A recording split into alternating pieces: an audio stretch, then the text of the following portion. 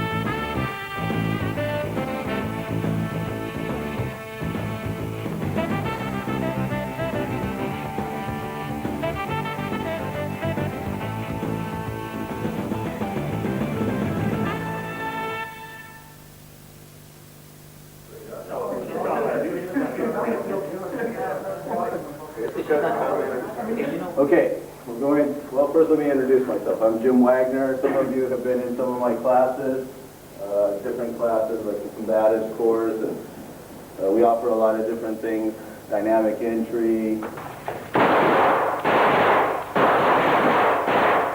gas and oil platform takedowns.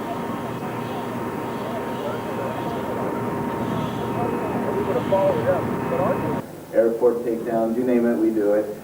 I'm a police officer here in Costa Mesa. Here comes the LA sheriff. I've worked for Costa Mesa 10 years. I have just recently, within the past month, become a reserve officer because this is taking up a lot more time, and now I'm traveling all over the world teaching. So I put in probably about maybe 30 hours a month doing reserve duties, and this is my first month doing it, and I just did some reserve duty the other day. So the stuff I'm teaching you is stuff that I would use on the streets. I mean tomorrow or today if I got confronted.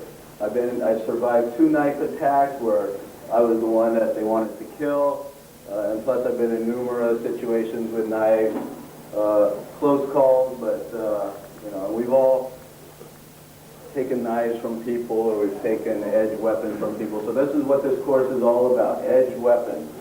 And as the flyer says, it's the most accessible weapon in the world. Anybody could get a hold of an edge weapon.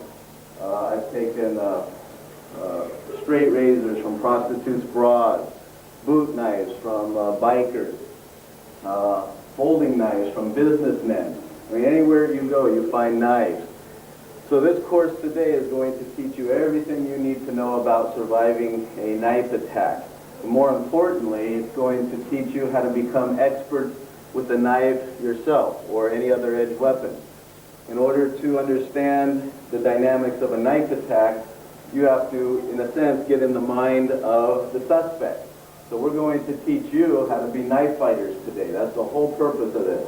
And we're also going to do a lot of scenarios that you would confront, or that you're going to be confronted with in the street. So everything today is going to be full speed, full contact. There's no, you know, like a traditional martial arts studio, you know, come at me this way, you know, and we have a prearranged, you know, no, nothing in here is prearranged. These are real knife attacks. We have rubber knives. And then when we start doing some of the more serious stuff, we have goggles to protect your eyes. But other than that, that's it.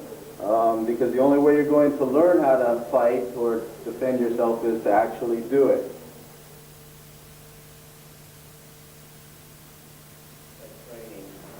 We always start off with what I call the knife avoidance exercise, because this is something you're going to confront no matter what your duties are. So we'll just start off with someone at random.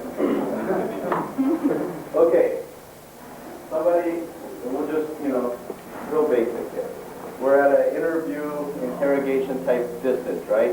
Maybe I'm somebody walking through an industrial park or something where I really have no business being. He's suspicious, so he wants to just check me out, whatever. He may even have already called for backup or his thing. So this is going to be a consensual encounter May even turn into a detention, you know, if he finds that I'm a little weird with my answers.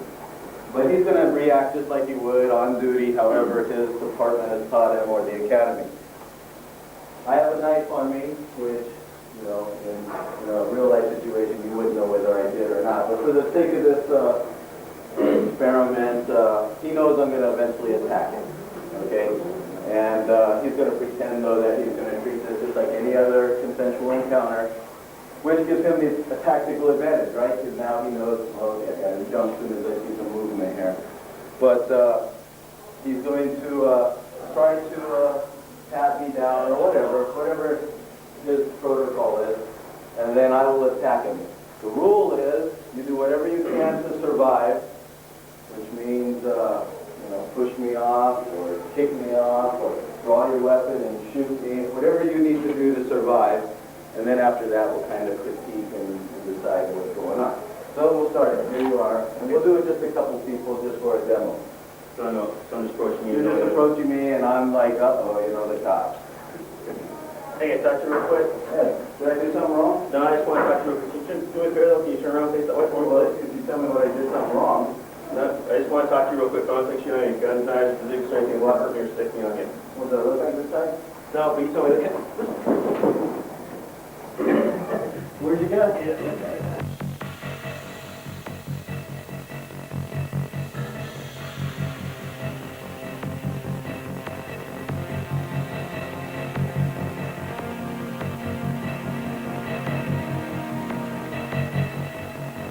Okay, so multiple stab wounds, easy kill, and plus I saw it. I had him cut his throat.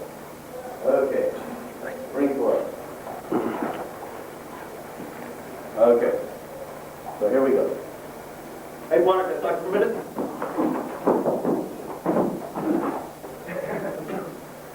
We'll give you a partner, right?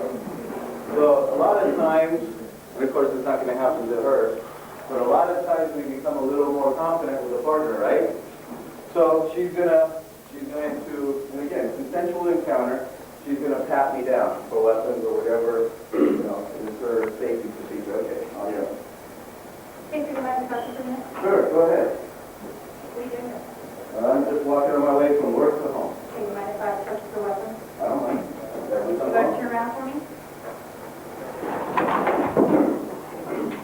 Okay.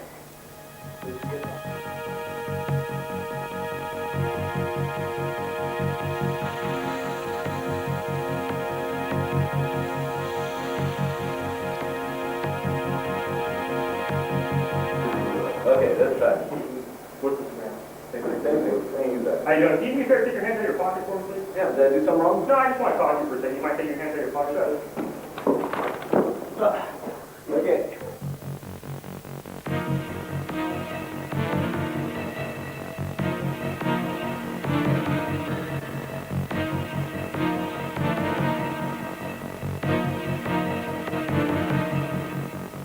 Let's say he gets off the shot. Boom, he kills me. I put this right through his heart. Mutual kills, are they good? No. This time on the opposite. He's coming out. What's the distance they teach you to be safely away from a knife? 21 feet. But is that reality?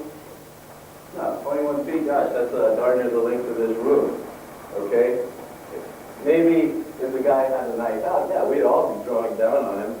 The moment he crossed our imaginary line, boom, we just drop him. That's a no-brainer. But in reality, this is about where we're at, right? Or we're actually even closer. Sometimes we're in the booking cage doing the thing, and he may have a weapon on him. You never know. And later we'll go over how to search somebody. But right now, same scenario. What do I do? Okay, a lot of you are coming up, and you're talking to this guy, and you're cautious, and hands on the gun the whole bit, but you're planted. Okay, is there any rule that says we have to be planted like a tree and confront somebody? No, okay? So I suggest when you approach people, especially if you don't even know, what this guy's story is, you come up to him and you start moving around, right? It's like a lion moving around his prey. Hey, Hal, do me a favor, turn around. Can you do me a favor, turn around? Do a 360. Okay, as I'm moving around, does he know where I'm at? No, each time he has to start, okay, distance. Can I do it? Can I pull this off? Right, he's getting closer to me, right, he's backing up.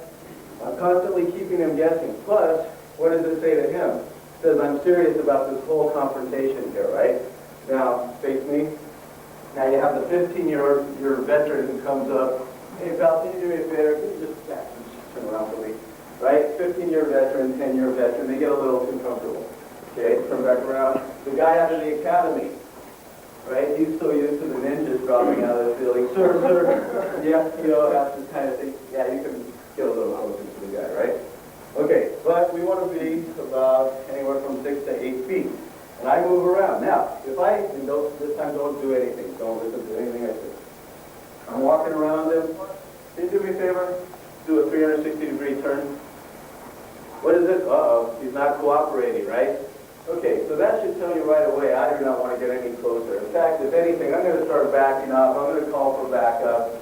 And if this guy starts walking away from me, okay, he walks away, right? It was just a consensual encounter anyway. Even if it's a detention, so what?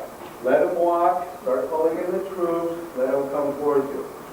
Okay, so if he does start cooperating, again, you're changing the distance. Now, if he doesn't cooperate, right, you may even say, hey, something's going on, you take your hand out of your pocket. Now, one of you said, take your hand out of the pocket. Okay, out comes the knife. Are we actually ready for that? Or do we say it just because it's, you know, something we say all the time? Take your hands out of your pocket, take your hands out of your pocket, right? We do it just because it's repetition. Now, let's say I have my partner with me, here he is, and for whatever reason, he doesn't take his hands out of his pocket, so keep your hands in your pocket, okay? If he doesn't, you know, eventually, even if we're going to arrest us, eventually I have to cover that distance, right? So if he doesn't take his hands out of his pocket, I'm not going to let him take it, because he might pull out a derringer or whatever. So one technique is just coming up, grabbing his pockets. If you feel something, oh, he's got a weapon, now you can back off and do whatever you have to do. But if he's, you know, refusing, you know, you're just going to have to do it. You know, and we run across people all the time who won't listen to us. But let's say he does finally take out a weapon. He's got a knife. Don't immediately go for your gun. You cannot, unless you're 21 feet away, you're not going to get to this weapon. And even if you do, right, mutual killing. What good is that? If this guy is on drugs or something, will one bullet drop him? Maybe, maybe not. I mean, it could be, you could find yourself multiple shots and he's still coming after you. By that time, your throat's cut. So, let's say I'm about to arrest this guy, and lo and behold, he pulls out a weapon and he goes for me. The first thing I want to do is get my hands guarding my center line. Now, if I'm with a partner, this is going to be great because he's going to drop him at some point, hopefully, and do his thing. But let's say I don't have my partner. Let's say I'm just alone and, you know, I got in over my head and he comes in after me. I do what we call knife avoidance. I guard my center line and I keep trying to move off to my 45-degree angle. When I have the opportunity, boom, boom, boom, then I'm going to shoot, and even if he still comes after me, I move again and I do another volley. Because he's going to go after where he last saw me. So, I may be in a situation, he suddenly pulls a weapon, guards the center line. I don't care if I get cut here. I can take a lot of punishment in my forearms. But I can't take any punishment in my neck, chest, face, right? Just keep your hands in front of you and aggressively put it up. Now, if I can't get to my weapon, which could happen, I can only survive for about 5 seconds. After 5 seconds, your survival abilities are going to diminish. So I'm going to try to get to my weapon within 5 seconds. If for some reason I can't do it, you're coming after me, I might try, boom, a kick. I might go for the knees, or he's coming in. I go for the eyes, and then, boom, boom, I move, boom, boom. So we're going to do this very training exercise together. We're going to do it with a partner. So you'll see how easy it is to learn and how much more effective it will be. So 2 lines face each other. Go.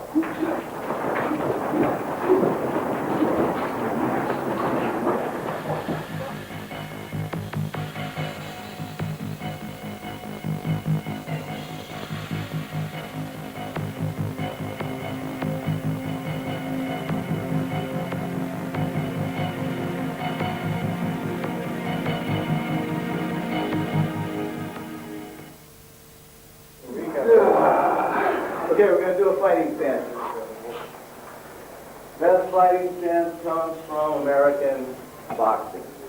So, the way I stand is going to be, if I'm facing you, gun hand back, right? My feet are directly underneath my shoulders. I'm not in some wide, weird stance. I'm not standing sideways. You should be able to, and I have a stick here, you should be able to draw a line between your legs, okay?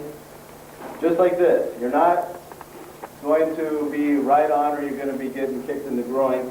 You're going to be here. So if he kicks you or something, you can block or whatever. And at the same token, you can kick yourself and launch an attack. From here, everybody get into a fighting stance. Now, this hand is going to be your guard hand. And again, we're teaching you to be knife fighters right now. This hand stays in front. You can make a fist. You can put it here, but I usually keep a fist. When I have my fist in front of my face, I'm looking over my fist like a gun sight, right? And that way, I can block if he comes for me or whatever. This hand stays close to your body whenever you have a knife, okay? Because if I'm waving it out here, what's going to happen? It's going to be possibly kicked out of my hand, taken away from me. So in prison, they teach prisoners teach each other, keep it in the hollow of the pelvic. How are you going to take this away from him once he has it? You're not, right? Or if he's coming up to you, what they'll do, is they'll suddenly grab a hold of you in like on a street situation, pump it a few times, and keep bringing it back here so you can't take it from him. Meanwhile, you're struggling for your weapon. Okay, so get into a fighting stance. Now, how do we hold the weapon? There's a couple ways. This is called Hollywood style, right? Your thumb on top. This is pretty much how everyone holds it. The problem with this is it can be knocked out of your hand. Okay, so everybody hold it that way just to see what it's like. And this is the most common way, right? They're moving, they're slashing. Ice pick grip, right? Psycho style. Okay, this and a lot of commando units throughout the world for some reason like this grip. It's okay. I mean, it's very powerful. It has its limitations, but it's basically a stabbing, slashing. You know, it's like a hook, right? And some people fight like that. Another way, which I prefer, is the fist grip. And all you do is you make a fist. Why? Because we're used to fists, right? We fight with our fist, and you might as well hold on to this weapon. No one's going to grab it out of your hand if you have a tight fist, okay? Plus, you can do everything. Slash, stab, come up. You could, learn the angles of attack.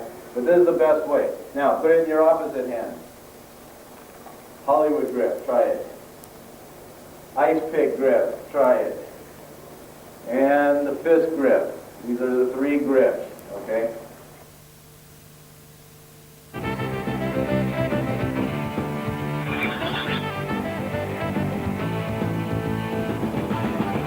Okay, angle one is a diagonal slash or stab, but it always comes from right to left, from up to down.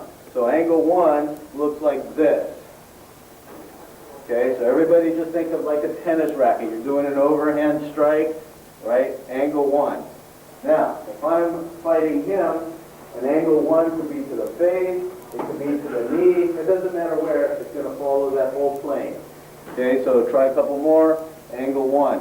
Now, when you're slashing away, where does this hand go? It can't stay out there. Bring it to your face, so it can guard your face every time, right? Or at least here. You'll see Filipino fighters, they always will have their hand here when they're slashing away, so they can immediately come out and check. Okay, number two is the opposite.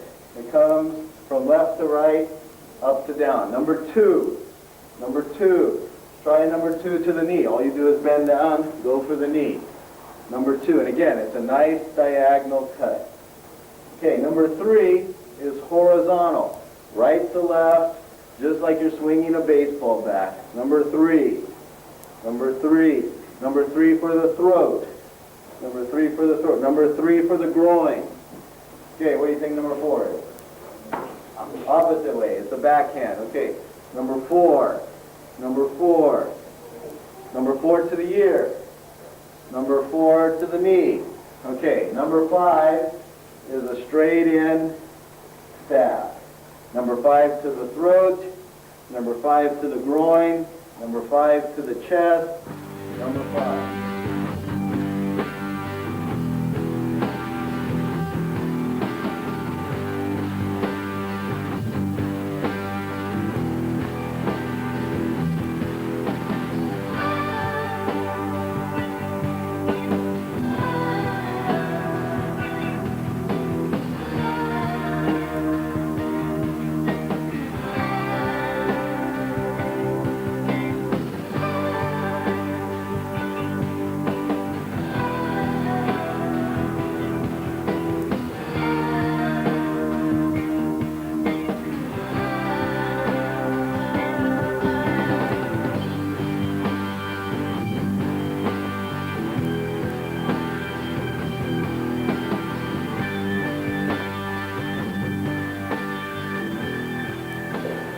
Now we combine them.